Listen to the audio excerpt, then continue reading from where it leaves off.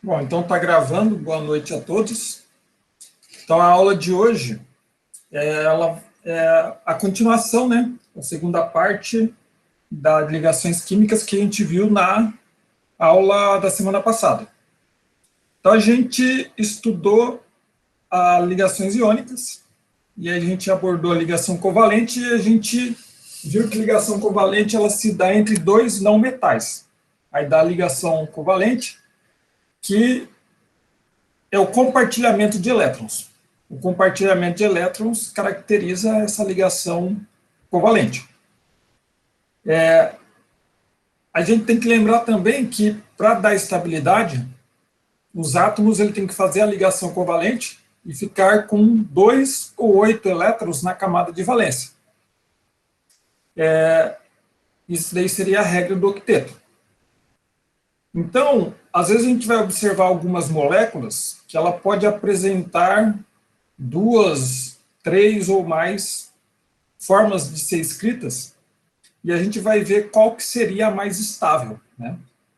Então, por exemplo, se a gente olhar o CO2, o gás carbônico, o CO2, ele poderia ser escrito aqui, ó, carbono está na família 4A, então ele tem 4 elétrons na camada de valência, consultando, né, a tabela periódica.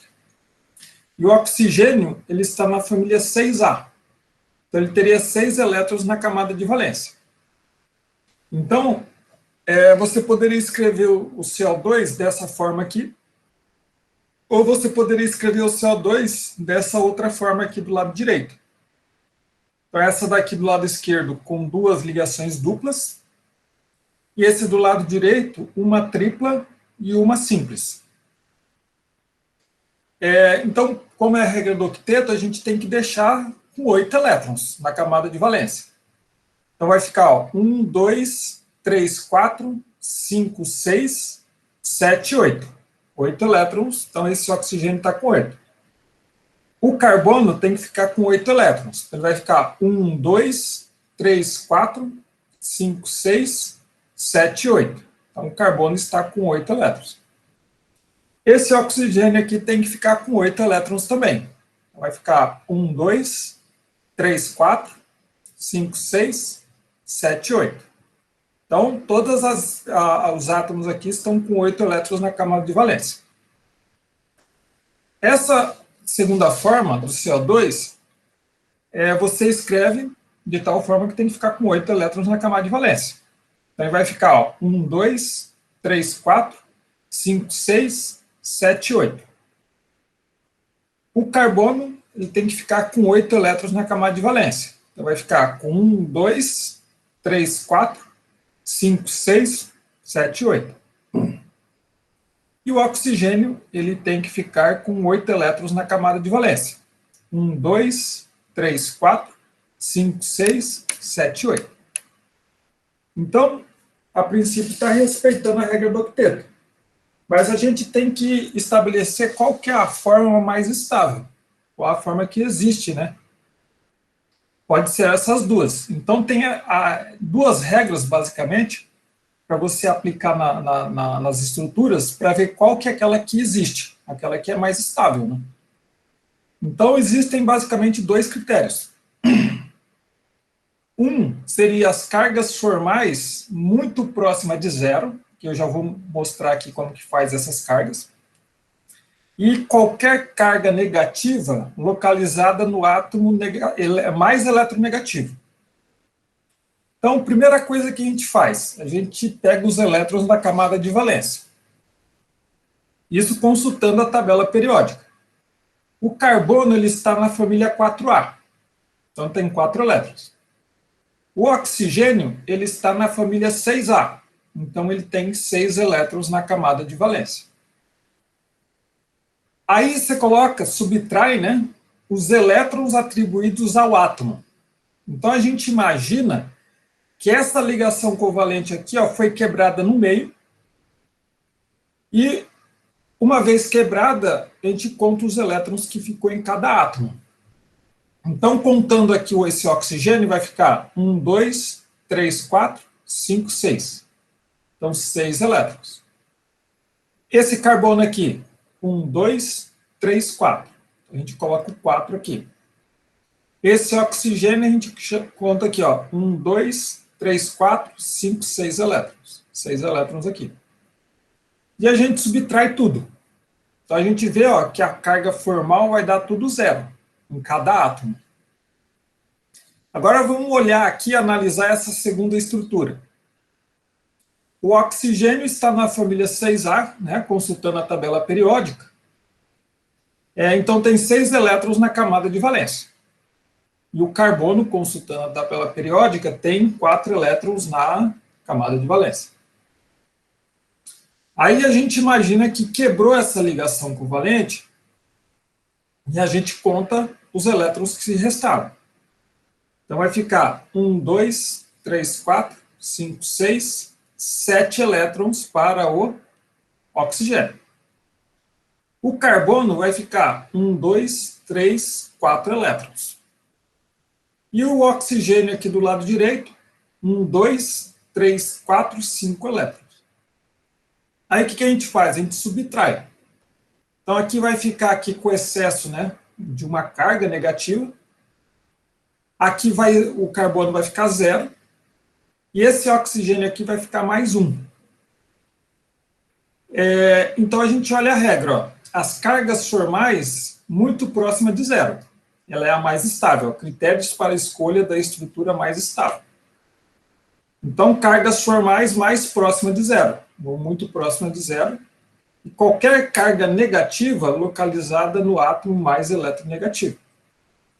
Então, aqui a gente pode observar ó, que essa estrutura aqui, as cargas formais são tudo zero. Então, essa estrutura aqui é a estrutura estável que existe, e essa estrutura aqui, ó, do lado direito, ela não existe, porque ela não é estável por essas regras. Então, essa daqui do lado direito não existe, e essa estrutura aqui que é a fórmula, né, estrutural do CO2. Então, vamos ver um segundo exemplo. Exemplo 7, né, que seria a continuação da aula passada. 3 estruturas possíveis do tiocianato, que é o NCS-, são... Então, ele deu aqui as 3 estruturas, né, do tiocianato, e ele fala qual estrutura de Lewis deve ser a preferencial. Então, a gente coloca as 3 estruturas que ele forneceu aqui para a gente, do tiocianato, e a gente consulta a tabela periódica. O nitrogênio, ele está na família 5A. Então, a gente coloca aqui, ó, 5 elétrons. Então, ele tem 5 elétrons na camada de valência, né? Por isso está na família 5A. Então, você coloca aqui 5 elétrons no nitrogênio, 5 elétrons nesse nitrogênio, 5 elétrons nesse nitrogênio. Consultando a tabela periódica, o carbono ele está na família 4A. Então, ele vai ter 4 elétrons na camada de valência. Então, você coloca 4 elétrons para o carbono, 4 elétrons para esse carbono e 4 elétrons para esse carbono. O enxofre, consultando a tabela periódica, ele vai estar na família 6A. Ele vai ter 6 elétrons na camada de valência. Então, coloca aqui 6 elétrons embaixo de cada enxofre. Aí, o que a gente faz? A gente imagina que a ligação covalente ela quebrou no meio. E aí a gente conta quantos elétrons sobraram para cada átomo. Então, se a gente contar aqui, ó, nesse exemplo, nesse nitrogênio, ficou 1, 2, 3, 4, 5 elétrons. Então, ficou 0 aqui a diferença desse nitrogênio. Desse carbono, 1, 2, 3, 4 elétrons. Então, essa diferença aqui deu 0 também. Nesse enxofre aqui, a gente conta, ó, 1, 2, 3, 4, 5, 6, 7 elétrons. Então, a gente coloca 7 elétrons. Então, fazendo a subtração, né, aqui deu 0 e aqui deu o excesso, né, de 1 elétron. A mesma coisa a gente faz aqui, ó, corta essa ligação covalente, conta os elétrons. 1, 2, 3, 4, 5, 6. 6 elétrons, então aqui tem o excesso de 1 elétron. Conta os elétrons do carbono, 1, 2, 3, 4. Então, a gente coloca 4 elétrons, então vai ser 0 nessa diferença, e aqui vai ter um excesso de elétron. E o enxofre, a gente conta os elétrons. 1, 2, 3, 4, 5, 6 elétrons. Então, deu 0. E, por fim, a gente conta os elétrons da espécie química abaixo. Então, a gente faz a quebra aqui da ligação covalente, e aí a gente soma os elétrons. 1, 2, 3, 4, 5, 6, 7 elétrons. 7 elétrons no nitrogênio. Então, a diferença aqui ficou excesso, né, de 1 elétron. No carbono, a gente conta 1, 2, 3, 4 elétrons. Então, a subtração disso daqui vai dar 0 elétrons.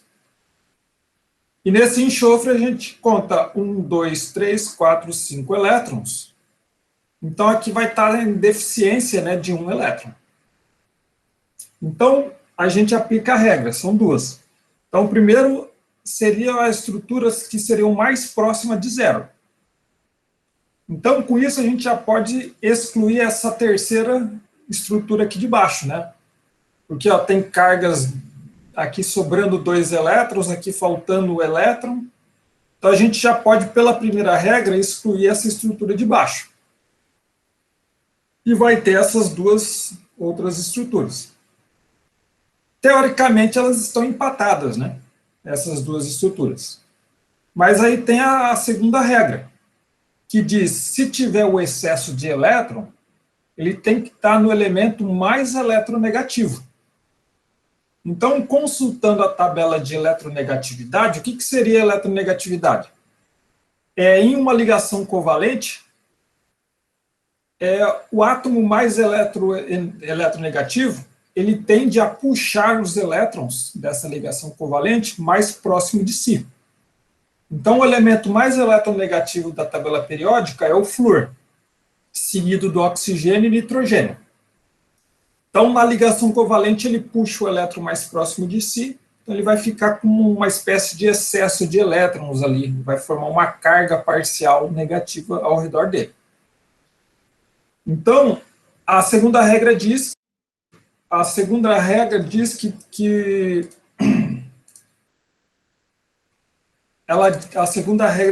que o elétron tem que ficar no elemento mais eletronegativo. Então, se a gente olhar aqui, ó, nessas duas estruturas, ó, os 3 mais eletronegativos é flúor, oxigênio e nitrogênio. Então, ó, esse elétron aqui, ele está no enxofre. E esse elétron aqui está no nitrogênio. Só que por essa tabela aqui, o nitrogênio ele é mais eletronegativo. Então, esse elétron aqui vai estar, essa segunda estrutura aqui vai ser preferencial em relação às demais, pelo fato desse elétron aqui estar no elemento mais eletronegativo. Então, dessas 3 estruturas aqui, a que representa a estrutura do tiocianato seria essa segunda aqui, ó. Então, seria com 2 ligações duplas, né? A estrutura do tiocianato, do ânion, né? Tiocianato. E para terminar essa parte aqui, seria esse exemplo 8, que o raciocínio é bastante semelhante. Agora seria o íon cianato, NCO. Como o íon cianato, só corrigir aqui que está escrito, como o íon cianato, né? Como o íon cianato tem 3 estruturas de Lewis possíveis. Desenhe essas estruturas teóricas e qual estrutura de Lewis deve ser a preferencial. Então, eu desenhei aqui, ó, esse nitrogênio com tripla ligação com carbono, esse carbono aqui com uma simples ligação com oxigênio. Esse nitrogênio aqui com uma dupla ligação com carbono, e o carbono com dupla ligação no oxigênio. O nitrogênio com uma simples ligação no carbono, e o carbono com uma tripla ligação do oxigênio. Aí, pela regra do octeto, todos têm que ficar com 8 elétrons na camada de valência. Então, se a gente contar aqui, ó, nesse nitrogênio, vai ficar 1, 2, 3, 4, 5, 6, 7, 8 elétrons. Nesse átomo de carbono vai ficar 1, 2, 3, 4, 5, 6, 7, 8 elétrons. E nesse oxigênio tem que ficar com 8 elétrons também. Então, 1, 2, 3, 4, 5, 6, 7, 8 elétrons. Então, essa daqui seria a primeira estrutura. Essa segunda estrutura, ó, o nitrogênio tem que ficar com 8 elétrons. 1, 2, 3, 4, 5, 6, 7, 8. O carbono também tem que ficar com 8 elétrons. Então, vai ficar 1, 2, 3, 4, 5, 6, 7, 8 elétrons. E esse oxigênio aqui também tem que ficar com 8 elétrons, né, na camada de valência. 1, 2, 3, 4, 5, 6, 7, 8 elétrons. E, por fim, essa terceira e última estrutura, a gente tem que colocar 8 elétrons ao redor de toda a estrutura. Então, vai ser 1, 2, 3, 4, 5, 6, 7, 8 elétrons. No carbono, vai ficar com 8 também, ó.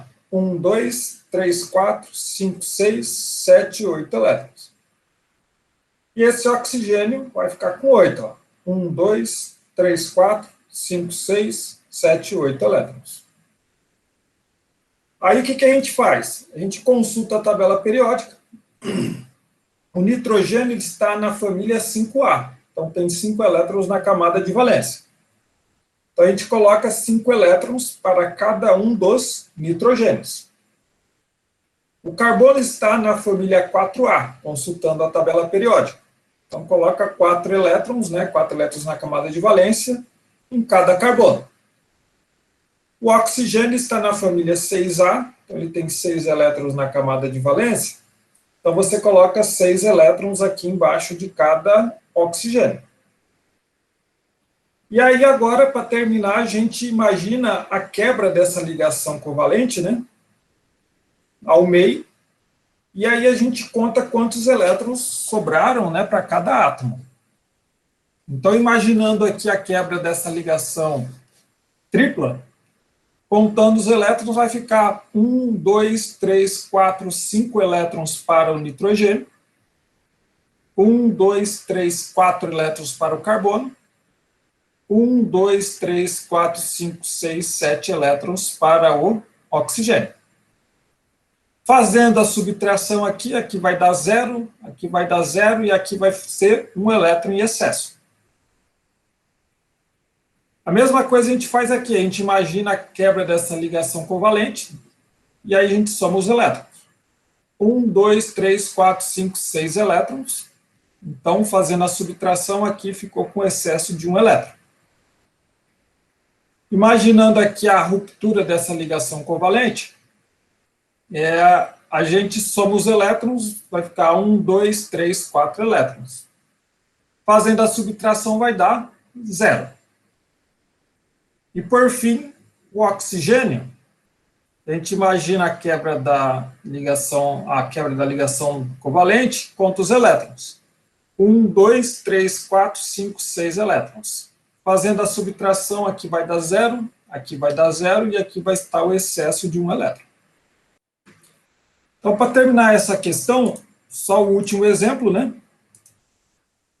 O último exemplo, a última estrutura, né? Então, a gente imagina a quebra da ligação aqui, ligação covalente, e a gente conta os elétrons. 1, 2, 3, 4, 5, 6, 7 elétrons. Faz a subtração, aqui vai estar em excesso de 2 elétrons. Imagina a ruptura da ligação covalente, soma os elétrons. 1, 2, 3, 4 elétrons. Fazendo a subtração, vai dar 0. E aqui, a gente conta os elétrons, vai ficar 1, 2, 3, 4, 5 elétrons. Então, vai estar em deficiência de 1 elétron. Então, a gente tem duas regras. Primeiro, a gente escolhe as estruturas que estejam mais próximo possível de 0. Então, a terceira estrutura aqui embaixo, a gente já pode excluir, né? Porque ó, tem excesso de 2 elétrons, aqui está faltando elétron. Então, a gente já exclui essa terceira aqui, essa de baixo aqui, não pode ser essa estrutura. Aí fica, aparentemente são iguais, né, em contagem de elétron, essas duas estruturas, da esquerda e da direita. Mas a segunda e última regra diz que, se tiver excesso de elétron, esse elétron vai ficar no elemento mais eletronegativo. Nessa estrutura aqui, ó, o elétron está no oxigênio. E essa daqui, o elétron está no nitrogênio. Então, se a gente olhar na eletronegatividade aqui, ó, o oxigênio ele é mais eletronegativo do que o nitrogênio.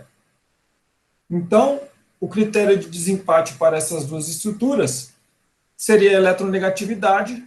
Então, essa estrutura aqui seria a preferencial, a estrutura estável, né? Se ela é mais estável, é a estrutura que existe. Então, essa daí seria a estrutura do cianato, né, que o NCO-, que seria uma estrutura com ligações covalentes.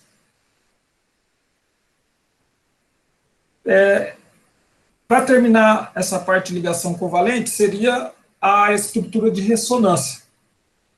Então, quando ocorre a mudança da posição dos elétrons ligantes, né, sem mudar a posição dos átomos na estrutura, então a gente vai ter um híbrido de ressonância nessas estruturas. Então, a gente tem o exemplo aqui do ozônio, gás ozônio, que é o O3. O ozônio ele tem uma dupla ligação, uma ligação simples aqui, ó. Só que a gente tem uma dupla e uma simples. Então, a gente diz que essa ligação dupla ela não vai ficar estável, ela vai ficar variando. Ao mesmo tempo que está nesse átomo de oxigênio, ela pode estar no outro átomo de oxigênio.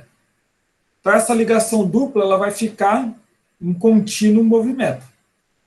Quando a gente tem essa estrutura de contínuo movimento, a gente diz que é estrutura de ressonância. Então, se a gente olhar aqui, ó, como essa ligação está em contínuo movimento, experimentalmente é verificado que o comprimento, a distância, né, entre esses oxigênios, né, o oxigênio central e os periféricos, essas distâncias são iguais, né?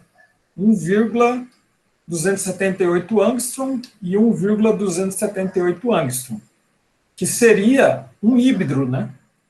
Porque se a gente olhar uma ligação simples, aqui embaixo, aqui, ó, se a gente olhar uma ligação simples, ela é maior, né? Ela é maior em relação a uma ligação dupla.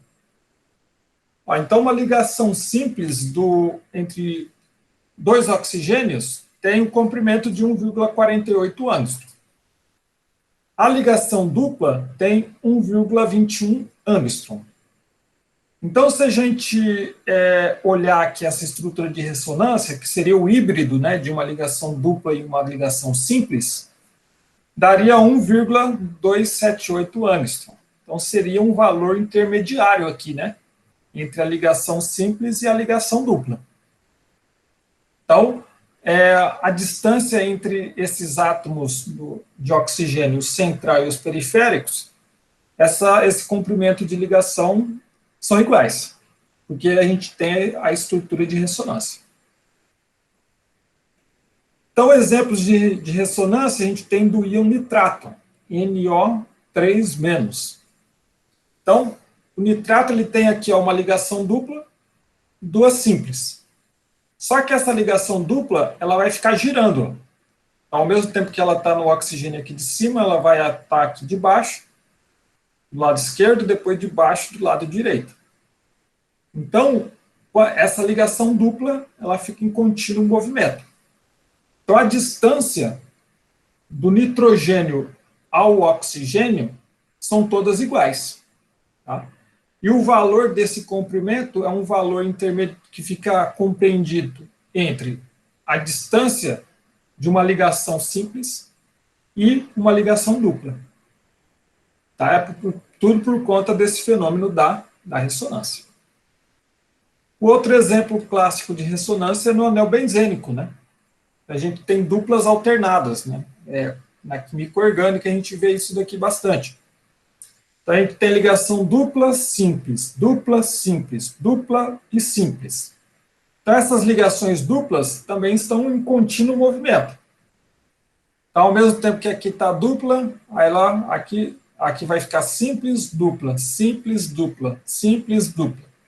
Então vai ter um híbrido, né? Então, se a gente fazer a análise da estrutura do benzeno, vai ser um hexágono com os lados, né, todos iguais. E essa estrutura de ressonância aqui para o benzeno, se você colocar esse círculo, é uma representação da estrutura de ressonância. Tá? Então, quando você vê alguma substância na química orgânica que tenha esse círculo no meio, é indicativo, né, de que ali existe ressonância. Então, o último exemplo aqui do exemplo da ligação covalente, aí a gente entra na ligação metálica. Qual é previsto ter as menores ligações? Enxofre e oxigênio. O SO3 ou o SO3 2-. Então, primeiro a gente tem que determinar a estrutura, né, fazer as ligações químicas, e aí a gente consegue prever qual que vai ser a menor ligação. Então, consultando a tabela periódica, tanto o enxofre como o oxigênio têm 6 elétrons na camada de valência. Então, a gente desenha aqui o enxofre, rodeado por 3 oxigênios, e cada um desses oxigênios com 6 elétrons na camada de valência. E aí a gente faz as ligações covalentes de tal forma para fechar o octeto. Então, primeiro a gente inicia com uma dupla ligação aqui, ó, entre o oxigênio e o enxofre, de tal forma que o oxigênio e o enxofre vai ficar com 8 elétrons na camada de valência.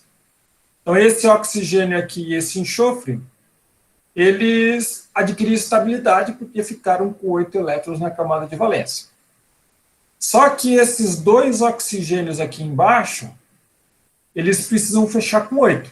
Então, o que o enxofre vai fazer? Uma ligação do tipo dativa, né? Na qual o enxofre pega um par de elétrons e compartilha com esse oxigênio, e aí pega esse par de elétrons e compartilha com esse oxigênio aqui. Em termos de análise, a gente considera essa ligação dativa é o mesmo comprimento de uma ligação covalente simples. Tá? Agora o SO3, 2-. Tá? Então, seria o íon sulfito. Então, para a gente determinar aqui essa estrutura, aqui, uma dica seria a gente pegar o equivalente ao ácido dele. Nós temos o SO3 2-, o ácido dele vai ser o H2SO3. Então, a gente desenha a estrutura para o H2SO3 e depois a gente retira os hidrogênios. Então, mesmo raciocínio. Tanto o enxofre como o oxigênio estão na família 6A. Então, eles têm 6 elétrons na camada de valência. Então, a gente desenha aqui ó, o enxofre rodeado por 3 oxigênios. Então, de tal forma que cada enxofre e o oxigênio com 6 elétrons na camada de valência. Aí, o que a gente faz inicialmente? A gente liga esses hidrogênios ao oxigênio. Por quê? Porque ácido é toda substância que, solução aquosa, libera íons H+. E para poder liberar esse íon H+, ele tem que estar ligado a um elemento bastante eletronegativo, que é o oxigênio, né? Flúor, oxigênio e nitrogênio são os 3 mais eletronegativos. Então, o hidrogênio ele precisa de 2 elétrons para adquirir estabilidade. Então, ele forma aqui ó, uma ligação covalente com esse oxigênio. Esse daqui vai formar uma ligação covalente com esse oxigênio. Esse oxigênio aqui e esse outro oxigênio, ele vai fazer uma ligação simples com o enxofre. Uma ligação simples com o enxofre. Nesse ponto aqui, os hidrogênios, o oxigênio, adquiriram estabilidade. Ficaram com 2 ou 8 elétrons na camada de valência. Agora, o enxofre ele tinha 6 elétrons na camada de valência. Agora, ele fazendo essa ligação covalente aqui, ele também ficou com 8, o enxofre. Então, a princípio, ele adquiriu estabilidade também. Agora, para fechar 8 elétrons nesse oxigênio, esse enxofre vai pegar um par de elétrons e vai compartilhar, né, numa ligação dativa, né, ele vai compartilhar com esse oxigênio. E aí a gente tem a estrutura, né, estabilizada com 2 ou 8 elétrons na camada de valência.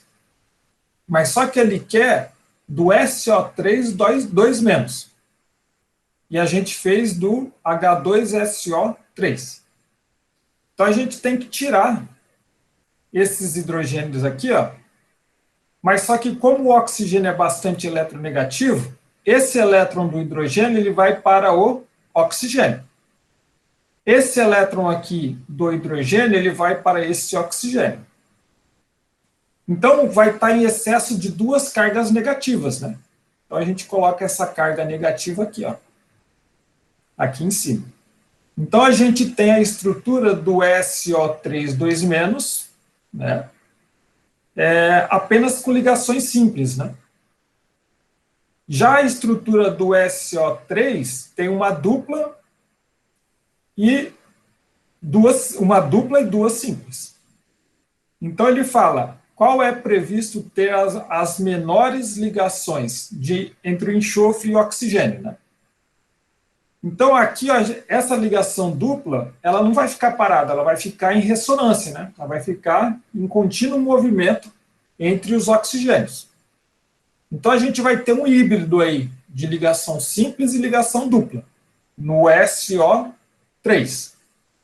Então esse híbrido aqui de ressonância vai ser um valor menor do que o SO3 2-, porque aqui só vai ter ligações simples. Então, como aqui vai ter o fenômeno da ressonância e vai ter o híbrido, né, da ligação simples e ligação dupla, essa estrutura aqui vai ter a ligação enxofre-oxigênio menor. Então, essa estrutura do SO3 seria a resposta, né, que é previsto para ter menor comprimento da ligação enxofre-oxigênio. Então, isso daí seria o último slide sobre ligações covalentes. Então, agora a gente vai entrar na ligação metálica. Então, as ligações metálicas, elas se dão entre metais, de uma forma geral, né? Metal com metal. Às vezes vai ter metal com não metal, mas a gente já vai estudar nas ligas metálicas. Como é o caso do aço, né, que é ferro e carbono, né? Mas a gente já vai abordar. Então, uma das características dos metais, né, é que eles possuem ponto de fusão e ebulição elevados. Então, o sódio, a temperatura de fusão dele é 97,8, magnésio 650, alumínio 660. Então, os compostos metálicos, de uma forma geral, têm altas temperaturas de fusão e ebulição. Uma das características, né, também é que são condutores de corrente elétrica, bons condutores de corrente elétrica, a maioria deles, e também conduzem bem calor.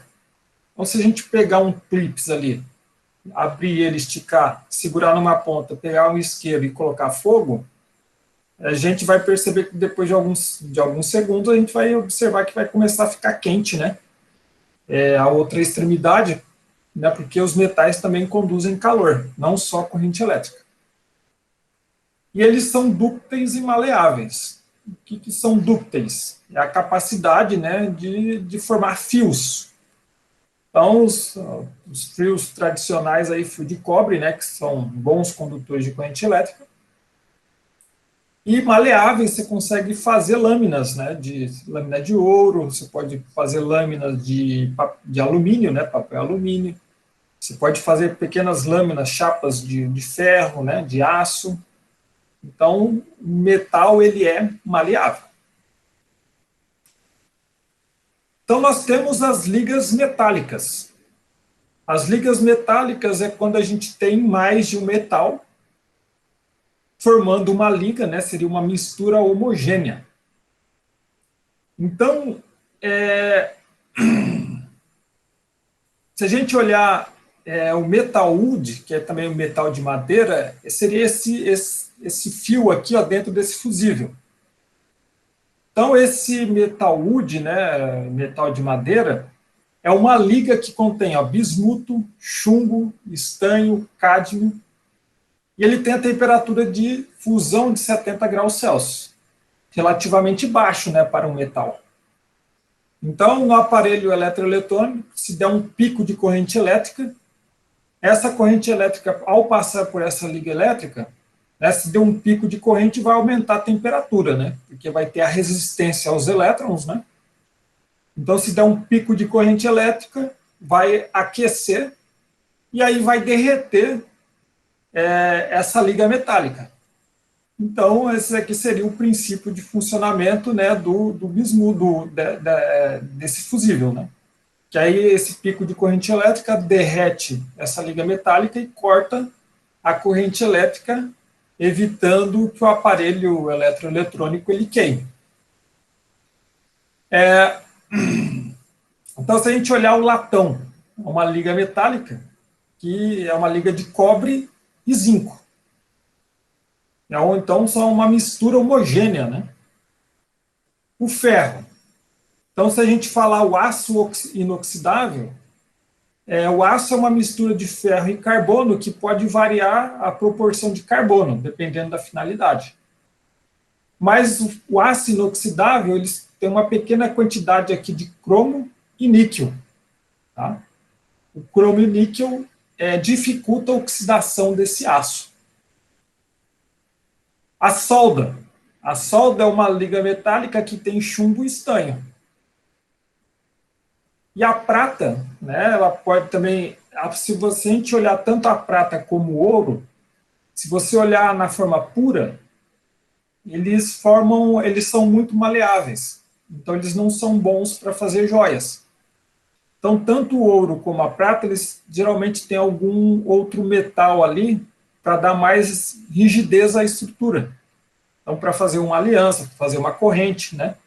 Para dar uma melhor firmeza, maior firmeza na estrutura, né?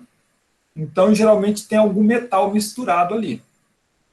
Então, tem aqui essa prata esterlina, 92,5% é prata e 7,5% é cobre. Tá? O ouro 24 quilates, ele é um ouro puro, mas ele não é bom para fazer joias, porque ele fica muito maleável. Qualquer batida nele você deforma. Então, eles colocam uma porcentagem de cobre, que a gente já vai ver no próximo slide, coloca cobre para formar uma liga metálica, que é o ouro 18 quilate, que é uma liga que tem mais resistência, né? Contra choque mecânico. Né? E temos os amálgamas dentários, né? Que seriam aquelas obturações que é preenchido com essa amálgama, que fica escuro, né, nos dentes. Hoje em dia é pouco utilizado, né, mas tem uma liga metálica de prata, estanho, cobre e mercúrio. Tá? Então, só como curiosidade, quando a gente fala de diamante, diamante é carbono. Carbono com ligações covalentes. O que vai diferenciar do grafite é como os átomos de carbono estão organizados na estrutura espacial. Então, quando a gente fala de diamante, fala 1 quilate de diamante, equivale a 200 miligramas, né, 0,2 gramas. Já quando a gente fala para o ouro, o quilate tem um outro significado. 1 quilate de ouro equivale a 4,1666% massa por massa, né, em ouro. Então, quando a gente fala o ouro 24 quilates, seria o ouro puro. né, o ouro 100%. Mas para fazer joia ele não é bom. Então, quando vai fazer joias, o ouro 18 quilates é uma liga metálica de 75% de ouro e 25% de cobre ou prata. Aí ele já fica uma liga metálica boa, né, com uma boa resistência. Aí, se olhar um ouro né, de menor qualidade, né, para joias, seria um ouro de 12 quilates, e seria 50% de ouro e 50% de cobre. Tá? Então, isso daí que seria o ouro 18 quilates. Tá? Então, se você pegar 18 quilates e multiplicar 18 vezes 4,1666, vai dar um valor bem próximo de 75%. Tá? Então, isso daí é mais como curiosidade. Então, como que um metal ele consegue conduzir a corrente elétrica? Então, a gente vai estudar dois modelos. Um, que é esse daqui que está no slide, que seria o modelo do mar de elétrons, e o outro seria a teoria de bandas. O que seria o mar de elétrons? Então, a gente tem os átomos metálicos, que ele tem os elétrons da camada de valência, e esses elétrons da camada de valência, eles estariam em contínuo movimento. Então, como a gente pode ver no slide aí, eu não sei como que está aparecendo para vocês, mas aqui no meu tá essas bolinhas em vermelho em contínuo movimento, né, representando os elétrons da camada de valência, e aqui os átomos metálicos. Então, elétron em movimento, ele permite a condução de corrente elétrica e também condução de calor, né, através desses elétrons. Só que esse modelo do mar de elétrons, ele é um modelo meio generalista, né?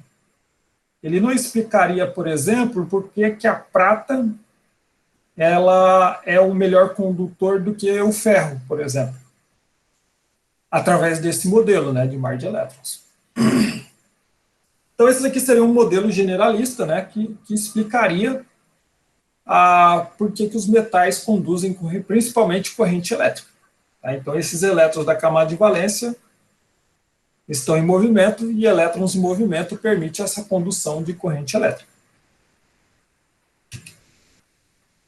Aí seria o segundo modelo, talvez o modelo mais interessante para a engenharia mecânica, ou até mesmo para a elétrica, que seria o orbital molecular, né, ou teoria de bandas. Então, a ideia seria mais ou menos o seguinte. Então, tem o orbital. Vocês lembram ali, o orbital seria, a definição seria a região de máxima probabilidade de ter um elétron. Então, no orbital, no máximo, cabem 2 elétrons. Então, vamos imaginar um átomo isolado metálico. Então, está representado aqui, ó, como se fosse o eixo X aqui, né, da esquerda para a direita, o número de átomos. Então, esse átomo teria 2 orbitais. E esses elétrons estariam nesses orbitais. Só que quando ele estiver junto com um outro átomo, então, 2 átomos, o que aconteceria? Esses orbitais ficariam cada vez mais próximos um do outro. Ó, se a gente olhar o orbital aqui, ó, a energia crescente, né? Então, a distância entre esses orbitais aqui, à medida que vai interagindo com outros átomos, a distância entre esses orbitais vai diminuindo. Então, essa distância, ou seja, a energia, né, entre esses orbitais vai diminuindo. Se você pegar 3 átomos próximos, né, então a distância entre esses orbitais, a tendência é cada vez mais diminuindo. 4 átomos, a distância entre esses orbitais está cada vez maior. Mas pega aí milhões, bilhões, trilhões, quatrilhões de átomos ali, metálicos. Então, esses orbitais vão ficar cada vez mais próximos entre si, e vai formar uma banda de orbitais moleculares. Então, os elétrons eles vão fluir através dessas bandas. Então, o metal, quando ele é condutor a gente está falando de eletricidade. Então, as bandas de orbitais moleculares eles são parcialmente preenchidos com elétrons. Tá? Então, se imagine essas bandas de orbitais moleculares, seria bandas de energia. Então, ele é condutor quando está parcialmente preenchido com elétron. Tá? Então, na ligação metálica, a gente tem ali, vamos imaginar, um condutor metálico e um isolante. Vamos pegar duas situações opostas. Então, quando tem um condutor metálico, a banda, né, ela vai estar parcialmente preenchida de elétrons. Tá? Então, a gente olha aqui, está parcialmente preenchida essa banda de condução, está parcialmente preenchida. Então, isso daí classificaria o metal como condutor. Agora, quando a gente tem um isolante, então a gente tem aqui a banda de valência preenchida, completamente preenchida. A gente tem uma banda com energia maior, né, que é uma banda vazia, que seria a banda de condutividade. E existe uma diferença de energia. Então, quando é um isolante, essa diferença de energia da banda de valência para a banda de condução, essa diferença de energia é muito grande. Então, os materiais isolantes, cada um tem um valor desse gap, né, que eles chamam, né, de energia, de diferença de energia. Então, quanto maior essa diferença de energia, né, melhor seria a capacidade isolante do material. Às vezes, né, se passa uma corrente elétrica muito grande, aí o que acontece? Esses elétrons aqui da banda de valência, ele consegue ultrapassar esse gap, né, essa diferença de energia, e aí ele passa para a banda vazia, que é a banda de condutividade. Então, é claro que precisa de uma energia, né, muito alta para conseguir dar esse salto de energia. Tá? Então, é dessa forma que a gente classifica um metal condutor de um isolante. Então, vamos olhar aqui esse exemplo. Se a gente olhar na família 4A, na tabela periódica, é o carbono, silício e germânio. E esse gap, que seria essa energia de diferença de energia, essa daqui, o carbono seria 502 kJ por mol, o silício 100 kJ por mol e o germânio 67 kJ por mol. Então, vamos olhar aqui embaixo. Então, um condutor metálico, ele tem a banda parcialmente preenchida. Agora, o isolante, ele vai ter a banda completamente preenchida, a banda de valência, e a banda de condução vai estar vazia. E aí tem que, para conduzir corrente elétrica, tem que fornecer uma energia suficiente para dar esse salto de energia aqui, desse gap. Né? Então, se a gente olhar um semicondutor, o semicondutor, esse gap, esse diferença de energia, ela é pequena. Já no isolante, ele é grande. Então, se a gente pegar, por exemplo, o germânio aqui, essa energia é pequena, 67 kJ por mol.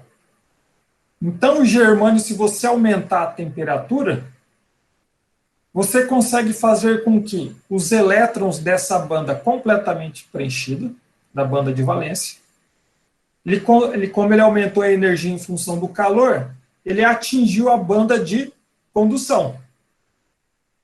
Uma vez atingindo a banda de condução, essa banda aqui de cima e a de baixo vai ficar parcialmente preenchidas.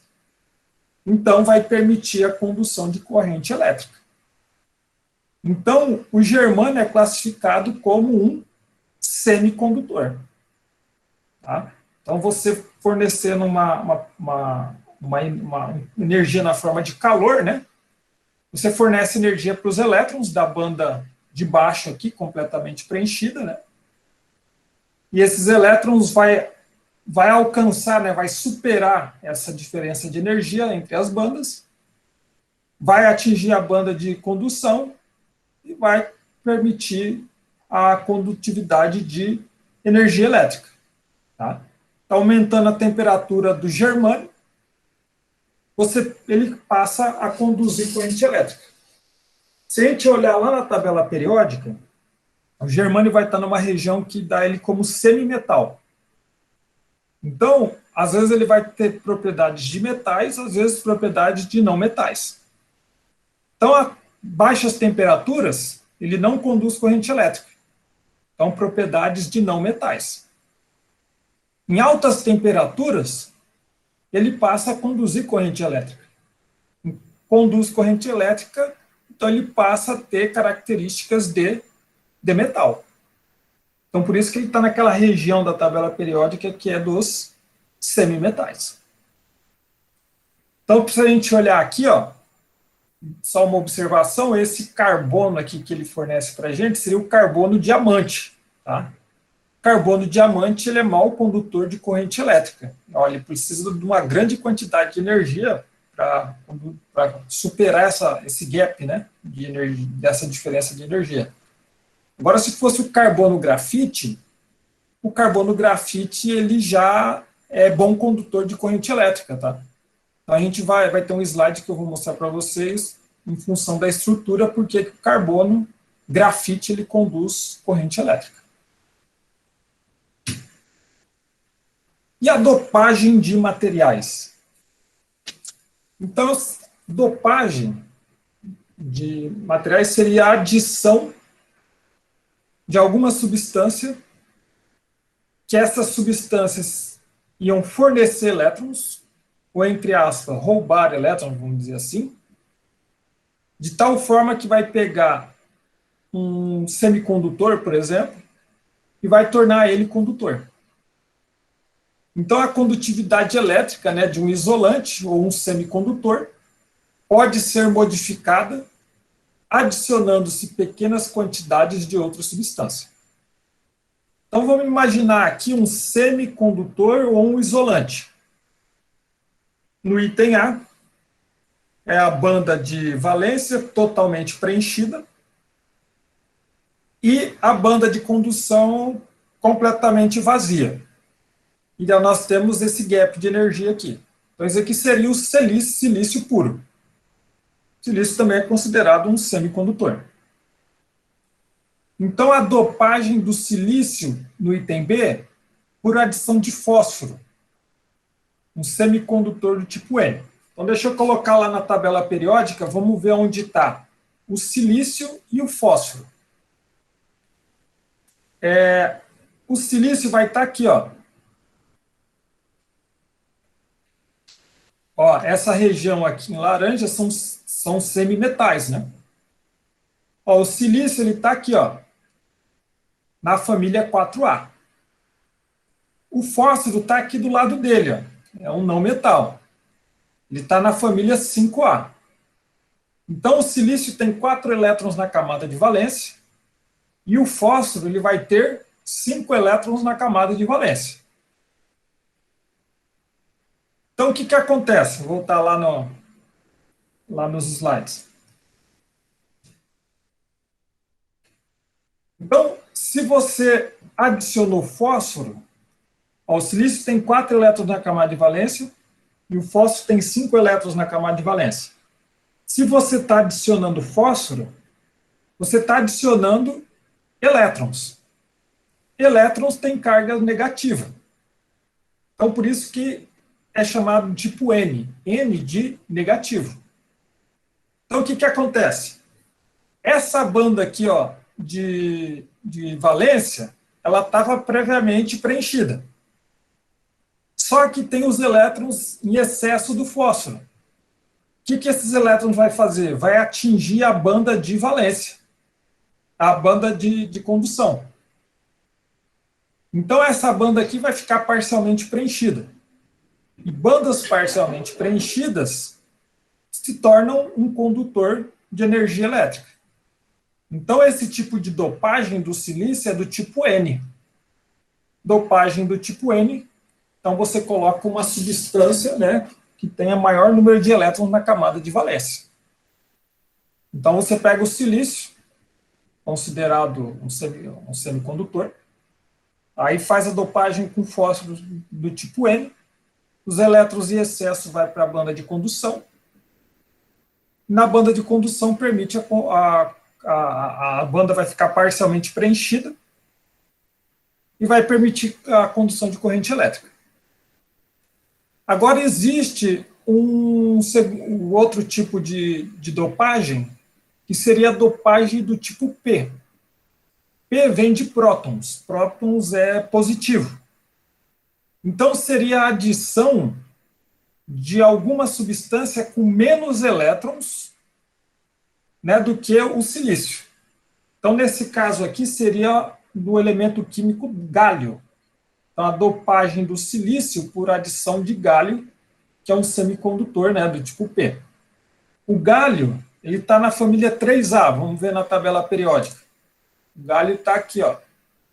Família 3A, está aqui, ó. Então, o silício está na família 4A e o gálio ele está na família 3A. Ou seja, o silício tem 4 elétrons na camada de valência e o gálio tem 3 elétrons na camada de valência. Então, você está adicionando uma substância com menos elétrons na camada de valência.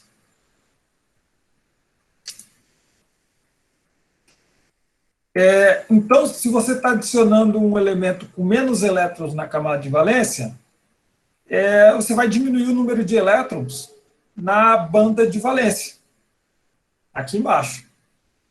Então, ela vai ficar parcialmente preenchida. Se a banda ela vai estar parcialmente preenchida, ela vai se tornar um condutor de energia elétrica.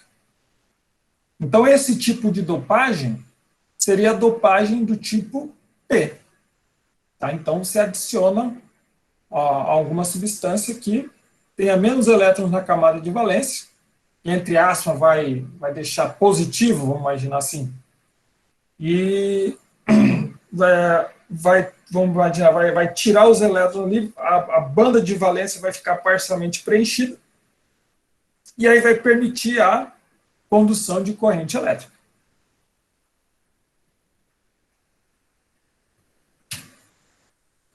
Agora, no caso aqui do carbono grafite e para o diamante.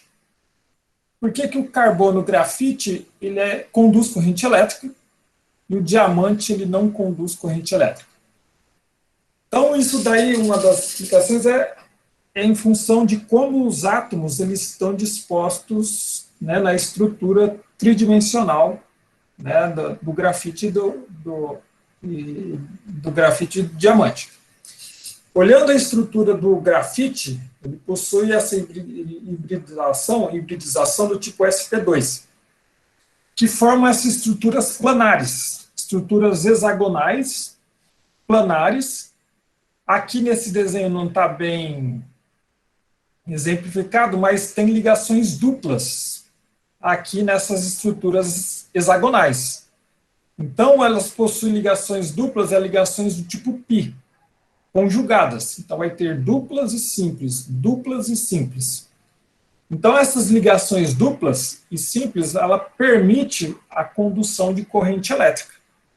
Então, primeiro, a estrutura planar, com uma estrutura hexagonal plana, né, na qual vai ter ligações duplas e simples alternadas, e essas ligações duplas, também chamada de ligação π, ela permite a condutividade de corrente elétrica.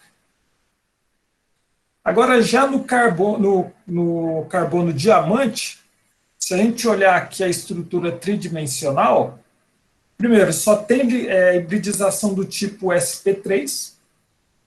Ela não é planar, né? Ela é tetraédrica.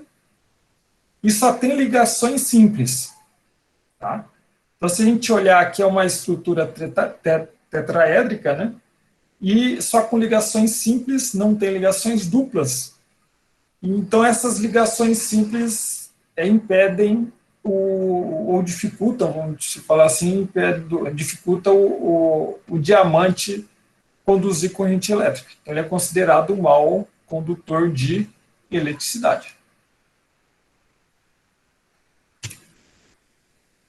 Agora, as ligas metálicas, de uma forma geral, elas basicamente existem de dois tipos: a substitucional e a intersticial. O que seriam as ligas metálicas substitucional?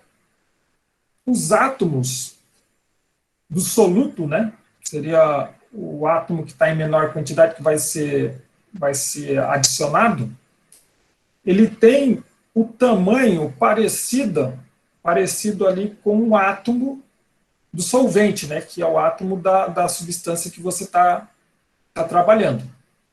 Então, se você for fazer uma mistura do metal com outro metal, então o tamanho entre esses átomos, eles vão ser bastante parecidos. É chamado de liga substitucional. Aí existe a liga intersticial. Essa liga intersticial seria quando você tem um metal e a substância que você está adicionando a esse metal, o tamanho desses átomos é menor do que os átomos do metal. Então, por exemplo, o aço, né? Então, seria aqui essas bolas em cinza seria o átomo de ferro, e seria aqui o carbono, essas bolinhas aqui em amarelo, que ela ficaria ali no interstício, né? Ficaria no interstício entre esses átomos de metal. Então, o átomo do soluto, né, ocupa a posição intersticial, que seria aqui entre essas esferas, né? O raio atômico do soluto, seria do carbono, no caso do ácido, né? É menor do que o do solvente. Geralmente, esse elemento intersticial é um não metal, e é uma rede metálica mais dura, né? Mais forte, menos líquida. Então, no caso do aço, né? Se ele tem até 0,2% de carbono, ele é considerado aço doce, né? Ele é mais maleável, né? Então, para fazer cabos, pregos e correntes. Aí, se aumentar o teor de aço, de carbono no aço, de 0,2 a 0,6, ele já fica mais rígido, né? Mais forte. Então, utilizado para vigas e trilhos. Aço médio. Então, aí, se você aumentar o teor de carbono até 1,5, né, um aço de alto teor, aí já é para aquelas ferramentas e molas, né? Então, dependendo do teor de carbono, né, o aço ele pode variar, né, sua estrutura, né, a sua rigidez.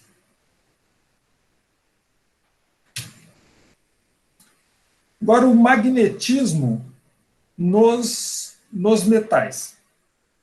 Você lembra quando a gente fez aquela aula de estrutura atômica, que a gente fazia a distribuição dos elétrons naqueles quadradinhos que seriam as quadrículas, né? Cada quadrícula daquela corresponde a um orbital. Então, quando a gente fazia, principalmente os elétrons da camada de valência, quando todos os orbitais ficavam ali com um par de elétrons, né, com spins opostos, então a gente falava que a gente diz, né, que é diamagnético.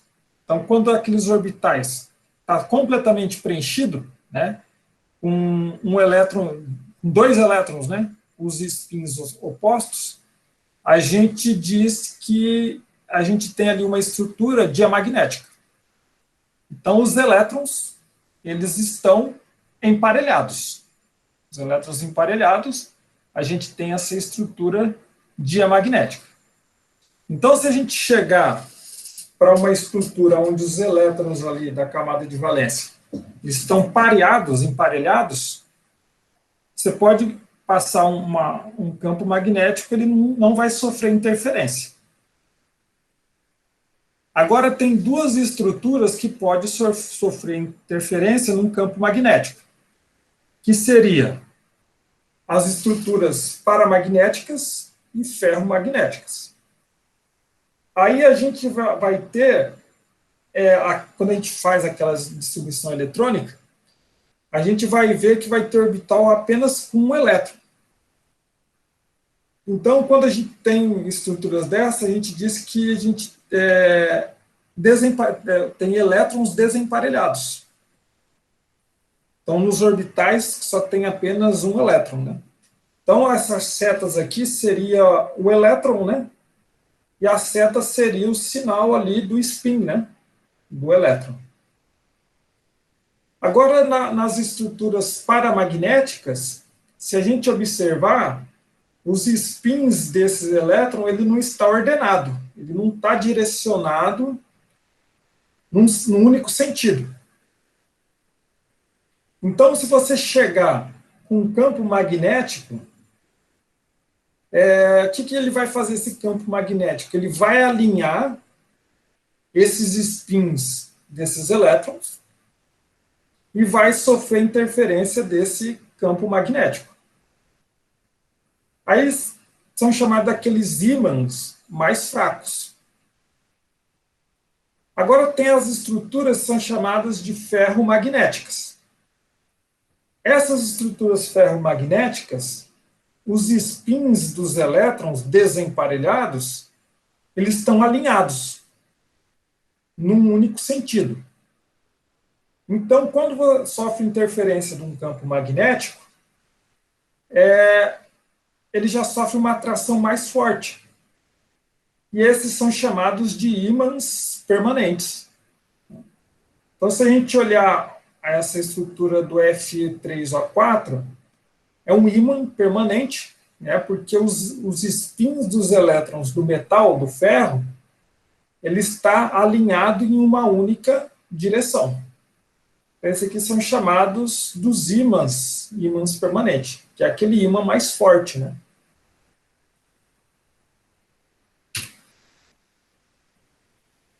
Então, a segunda etapa da aula de hoje seria essas forças intermoleculares. Então, o que a gente viu até agora foi as ligações químicas fortes. Foi a ligação iônica, covalente e metálica. E tem as ligações químicas fracas. As ligações químicas fracas, que são essas forças intermoleculares. Então, deixa eu falar com vocês. Vocês querem fazer um intervalinho aí de uns 10 minutinhos ou a gente já segue com forças intermoleculares?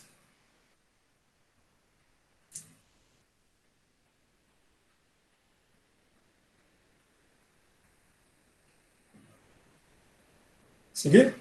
Então vamos seguir, a gente já fecha aqui. Forças intermoleculares. Então, o primeiro tipo de forças intermoleculares seria as ligações de hidrogênio, ou também chamado de pontes de hidrogênio, né? Aí o PAC recomenda o termo ligação de hidrogênio. Quando é que tem essa ligação de hidrogênio? Quando a gente tem um hidrogênio ligado a flúor, oxigênio e nitrogênio. Por quê? Porque flúor, oxigênio e nitrogênio são os três elementos mais eletronegativos da tabela periódica. Então, o exemplo clássico aqui onde tem ligação de hidrogênio é na água, H2O. O oxigênio, por ser mais eletronegativo, ele puxa os elétrons da ligação covalente para próximo de si. Então, isso é eletronegatividade. Então, ele vai ter um excesso de cargas negativas, então ele vai formar um momento negativo aqui, né? Uma carga parcial negativa. Já o hidrogênio, ele vai, como os elétrons vão estar mais próximos do oxigênio, então ele vai ficar com uma carga parcial positiva. Então ele vai ser uma substância polar, porque vai ter polos, polo positivo e polo negativo. Então, quando o polo negativo, né, relacionado ao oxigênio, ele vai interagir com o hidrogênio de uma outra molécula, essa atração eletrostática aqui, ó, polo negativo com polo positivo, é o que a gente chama de ligação de hidrogênio. Então, quando a gente tem aqui polo negativo com polo positivo, a atração eletrostática é ligação de hidrogênio. A ligação de hidrogênio é uma espécie de cola, como se a gente fosse uma cola que unem ali as moléculas, né, que possuem hidrogênio ligado a flúor, oxigênio e nitrogênio. Então, quando a gente tem a água no estado líquido, ela tem uma rede ali de ligações de hidrogênio, pontes de hidrogênio. Aí o que acontece? Você aquece a água, o líquido, né? O calor faz o quê? Romper essas ligações de hidrogênio. Então vai tirar, vai quebrar essa cola ali, essa rede de cola que ligam essas moléculas. Então, rompendo essas ligações de hidrogênio em função do calor, a água fica solta, né? Então ela passa para o estado de vapor. Então, quanto maior a intensidade das forças intermoleculares, maior será a temperatura de fusão e de ebulição das substâncias.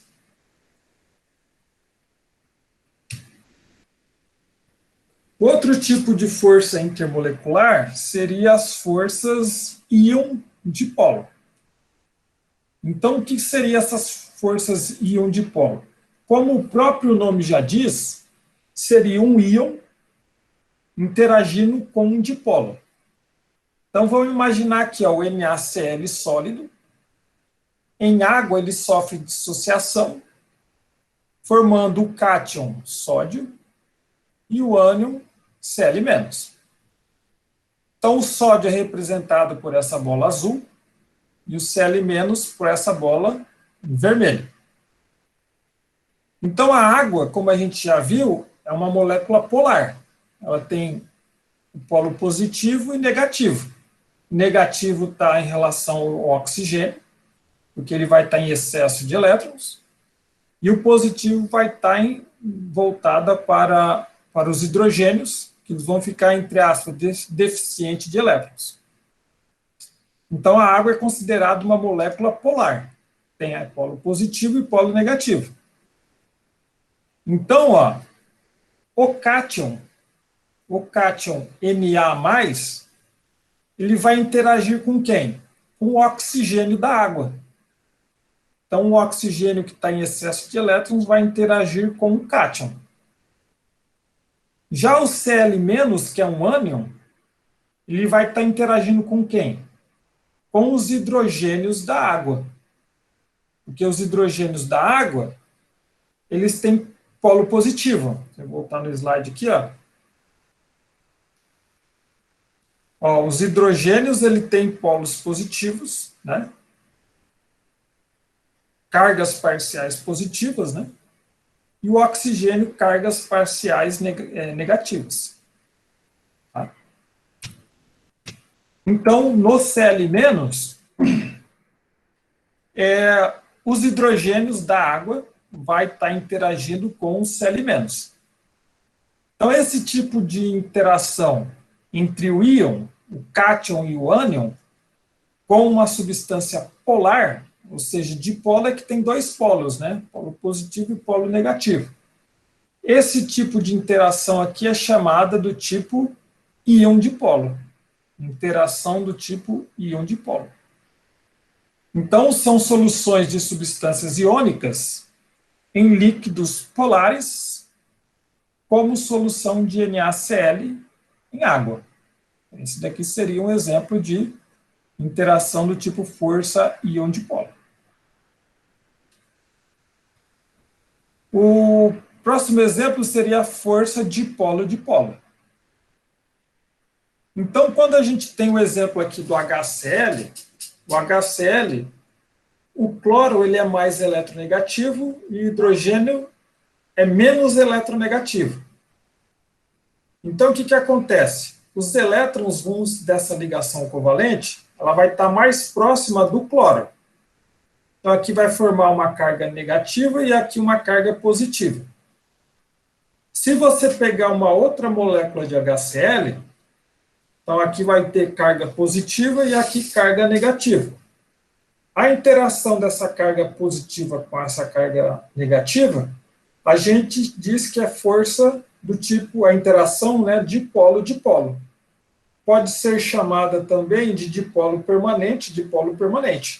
Também pode ser chamada dessa forma.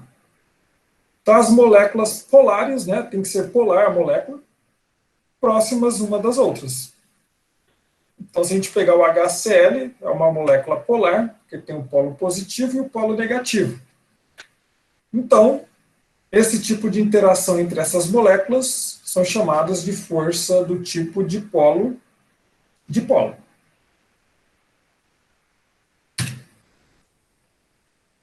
E o último tipo de força seria a força de dispersão de London. Força de dispersão de London. Então, são para átomos ou moléculas apolares, ou seja, são moléculas que não têm polo, nem polo positivo, nem polo positivo, nem polo negativo. Então, se a gente pegar o exemplo do gás nobre, hélio.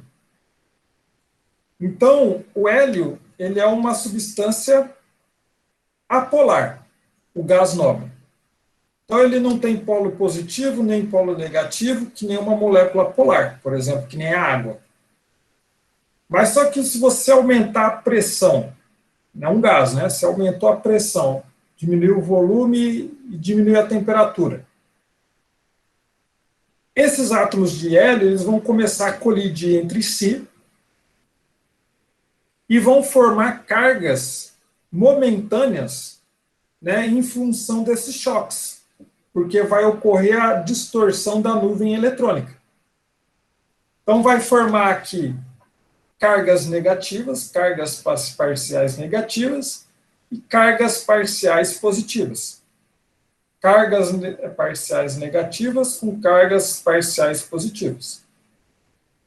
E essa interação entre essas cargas positivas e negativas são chamadas de dispersão de London. Então, são moléculas apolares. Você tem que submeter ela a alguma condição, por exemplo, de tal forma que ela fique mais próxima uma da outra, aumentando a pressão e diminuindo a temperatura. Aí elas vão começar a colidir entre si, vai distorcer essa nuvem eletrônica. A distorção dessa nuvem eletrônica vai formar polos positivos e negativos instantâneos, vamos chamar assim. E essa atração ali entre o polo positivo e negativo, a gente chama que são forças dispersão de London, né? Forças de London. Então, tem esse resumo aqui. Quando, nas aulas presenciais, no caso de prova, eu projeto na lousa, né, no quadro, esse resumo aqui, né, para resolver as questões de forças intermoleculares. Então, isso aqui seria um esquema que envolve todas as forças intermoleculares. Né, aqui a gente tem a intensidade da interação. Então, as mais fracas de todas são as forças de London. Aí depois tem forças tipo dipolo-dipolo, ligações de hidrogênio, forças do tipo íon-dipolo, e depois ligações iônicas, né, que a gente estudou logo no início da aula passada, né, ligações iônicas são bastante fortes. aí já não seria uma força intermolecular, né? Já seria a ligação química forte, né? Mas com esse resumo aqui, a gente resolve as questões, né, envolvendo forças intermoleculares. No caso de uma prova presencial, a gente projeta isso daqui na lousa. Então vamos pegar esse exemplo 14 aqui, ó. No gráfico abaixo, fornece os pontos de ebulição dos hidretos da família 4A e 6A versus a massa molecular. O ponto de ebulição da água aparece de forma anômala. Explique. O que seria anômala? Seria diferente, né? E destoa dos demais. Então, se a gente olhar os hidretos da família 4A, o hidreto de carbono, silício, germânio e estanho, eles têm uma tendência aqui, ó, de aumentar a temperatura de ebulição, em função da massa molecular. Então, quanto maior a massa molecular, maior seria a temperatura de ebulição. Já os hidretos da família 6A, que seriam os hidretos de oxigênio, que é a água, né? Hidreto de enxofre, de selênio e de telúrio. Se a gente excluir a água aqui, ó, só a água, eles seguiriam uma tendência também, que nem os hidretos da família 4A, de que quanto maior a massa molecular, maior seria a temperatura de ebulição. Agora, só a água que ela destoa, né? Tem um comportamento anômalo, né, desse gráfico aqui. Aí ele pede para a gente explicar por que a água ela possui essa anomalia. Então, se a gente lembrar, a água ela faz ligações de hidrogênio, pontes de hidrogênio. E essa interação é uma interação forte, ligações de hidrogênio. Se a gente olhar no slide que a gente viu ali sobre ligações de hidrogênio, quanto maior o número de ligações de hidrogênio, maior é a temperatura de fusão e ebulição.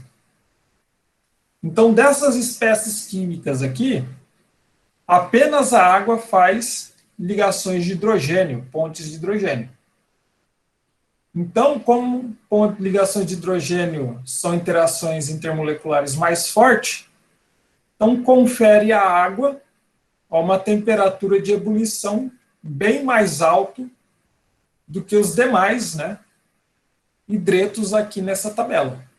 Só para a gente olhar aqui a escala, né, ó, 100 graus Celsius, 0 graus Celsius, menos 100 graus Celsius. Né?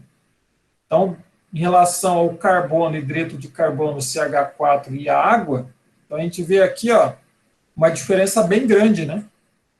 Mais de 200 graus Celsius de diferença, né? Tudo porque a água faz ligações de hidrogênio. Então, a explicação desse gráfico seria que a água seria a única substância que faz ligações de hidrogênio.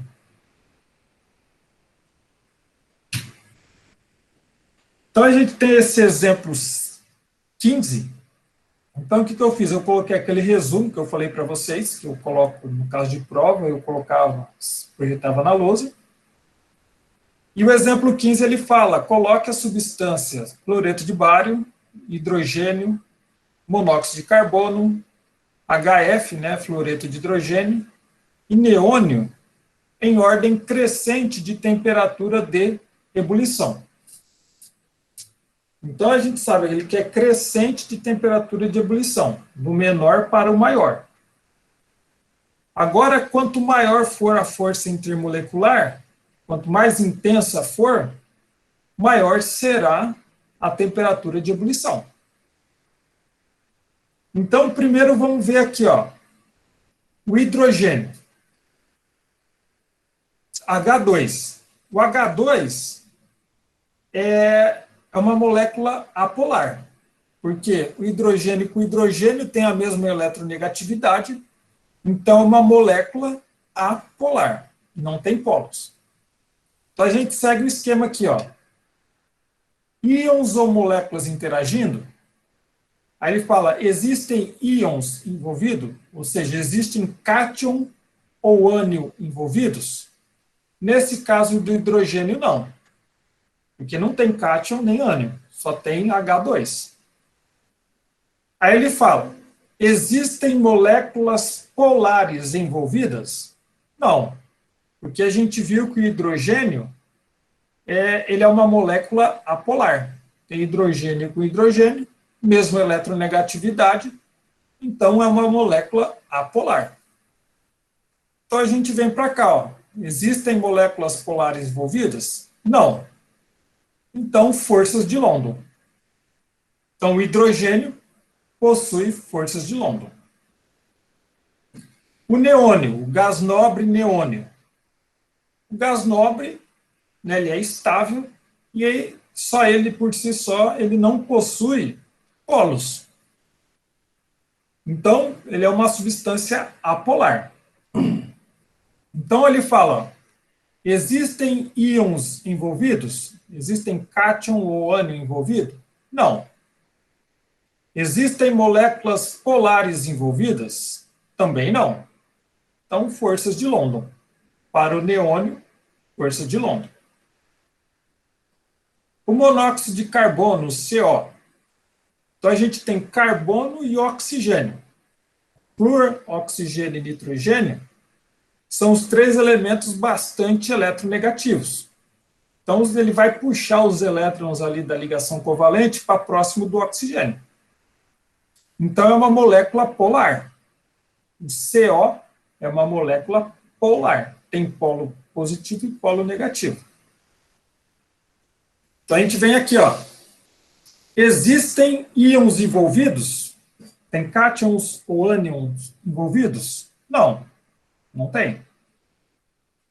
Existem moléculas polares envolvidas? Aí sim. Então, a gente vem aqui para baixo. Os átomos de hidrogênio estão ligados a átomos de nitrogênio, oxigênio, flúor? Não, porque o CO não tem átomos de hidrogênio, né? Então, aqui é não. Então, o tipo de força é dipolo. Então, a gente coloca aqui, ó, dipolo. Seria esse tipo de força aqui, ó. O próximo exemplo seria o HF, fluoreto de hidrogênio. Então, existem íons envolvidos, cátions ou ânions? Não, cátions ou ânion não existe. Existem moléculas polares envolvidas? Sim, porque a gente tem, ó, flúor, oxigênio e nitrogênio são os três elementos mais eletronegativos da tabela periódica. Então, temos o hidrogênio com flúor. O flúor é bastante eletronegativo, ele vai puxar os elétrons da ligação covalente para próximo de si. Então, ele vai formar um excesso de cargas negativas no flúor e uma deficiência de cargas de elétrons no hidrogênio. Então, vai formar uma carga negativa do flúor e uma carga positiva no hidrogênio. Aí ele fala, então, tem moléculas polares envolvidas? Sim. Tem moléculas polares envolvidas. Os átomos de hidrogênio estão ligados a átomos de nitrogênio, oxigênio, flúor? Sim. Nós temos o hidrogênio ligado ao flúor, né, no HF. Então, a gente tem aqui uma ligação de hidrogênio. Então, HF é uma ligação de hidrogênio. E, por fim, ele fala do BaCl2, cloreto de bário. O bário, ele é um metal. O cloro é um não metal. Metal com não metal dá ligação iônica. Então, a gente pode ver aqui, ó, existem íons envolvidos?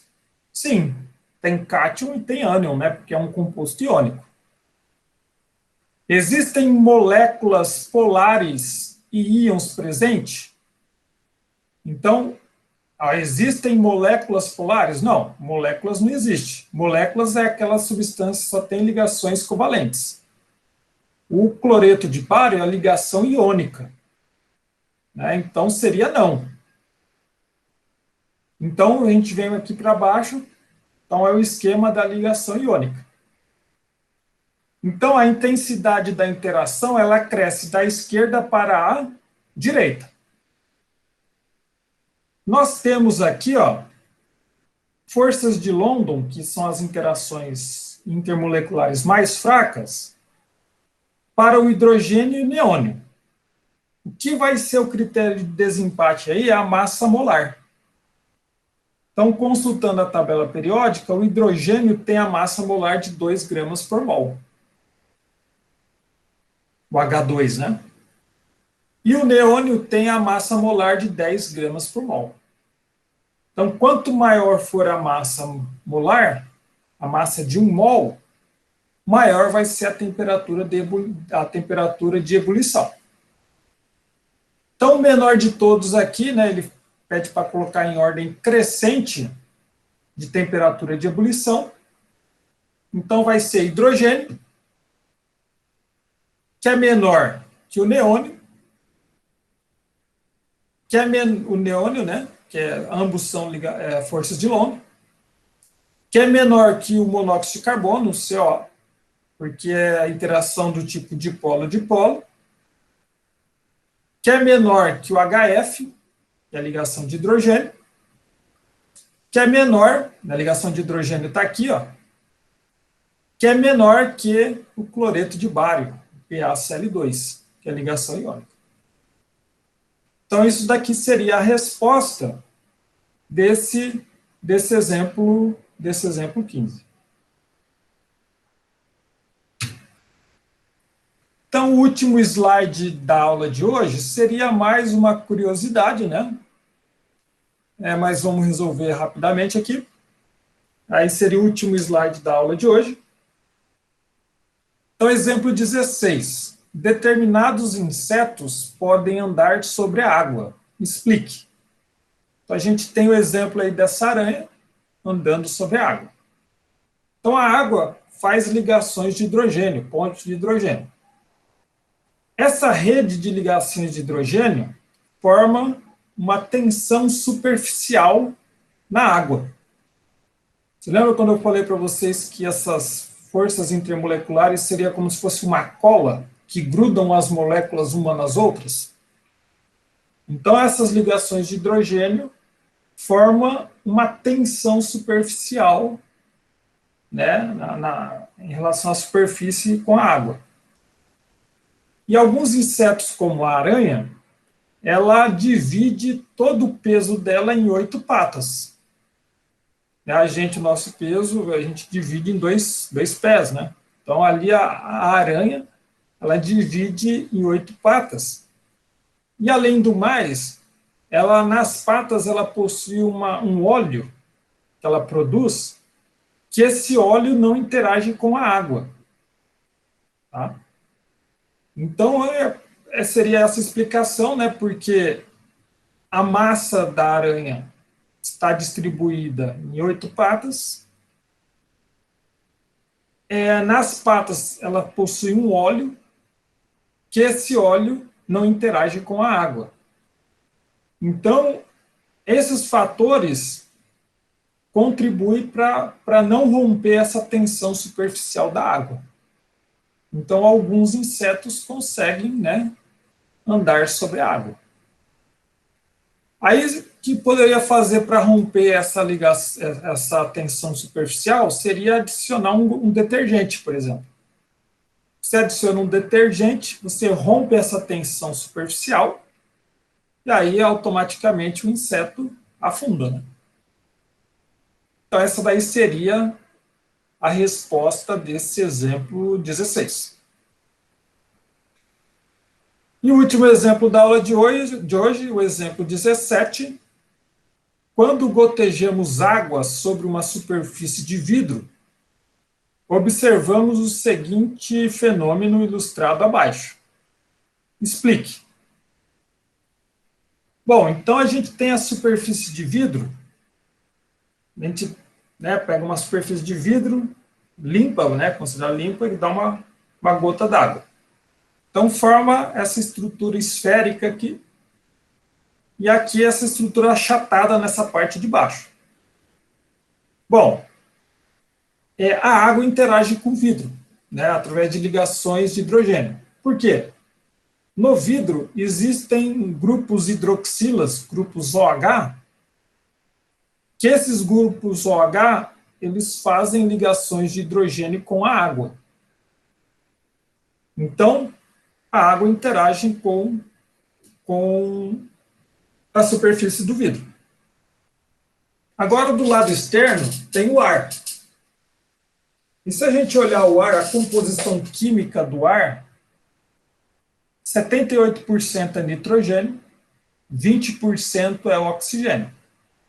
2% são os demais gases que existem na atmosfera.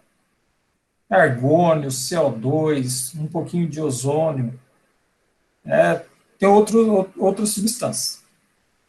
Mas se a gente olhar 98% do ar, ele é composto por substâncias apolares. O nitrogênio com nitrogênio, ele tem a mesma eletronegatividade. Então, são molécula apolar.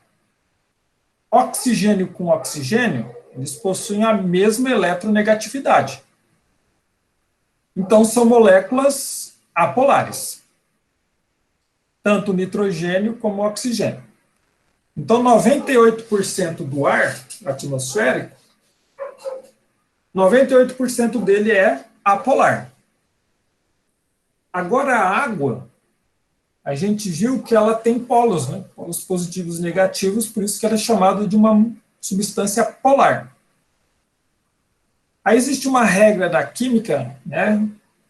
Toda regra tem exceções, mas vamos generalizar aqui, que polar interage com polar. Semelhante interage com semelhante. Essa seria a regra. Semelhante interage com semelhante. Então, substâncias polares, elas interagem com substância polar. Substâncias apolares interagem com substâncias apolares. Aqui a gente tem dois tipos de substância, né? A água, que ela é uma substância polar, e o ar, que é uma substância apolar. Então, se a gente olhar uma gota d'água em relação a toda aquela atmosfera ali de ar, a gota d'água está em desvantagem. Então, o que ela, para minimizar a interação com o ar, ela tenta se transformar numa esfera. Então, ela forma essa estrutura arredondada para minimizar a superfície de contato. Então, quando ele fala, quando gotejamos a água sobre uma superfície de vidro, observamos o seguinte fenômeno, ilustrado abaixo. Explique. Então, primeiro, a água faz ligações de hidrogênio com as hidroxilas do vidro, e ela adquire essa estrutura arredondada, por ser polar, para interagir menos, né, para diminuir a superfície de contato, com o ar atmosférico. Porque o ar atmosférico é apolar. E a água é uma substância polar. Então, diminuindo a superfície de contato, ela tenta adquirir esse formato arredondado. Essa daí que seria a resposta desse exemplo 17. Então, tem a lista de exercício 8. A aula de hoje já está no SIGA-A, os slides. A lista de exercício 8 também já está no SIGA-A. E daqui a pouco eu pegar a gravação dessa aula e vou colocar no YouTube. Vou encerrar a gravação aqui.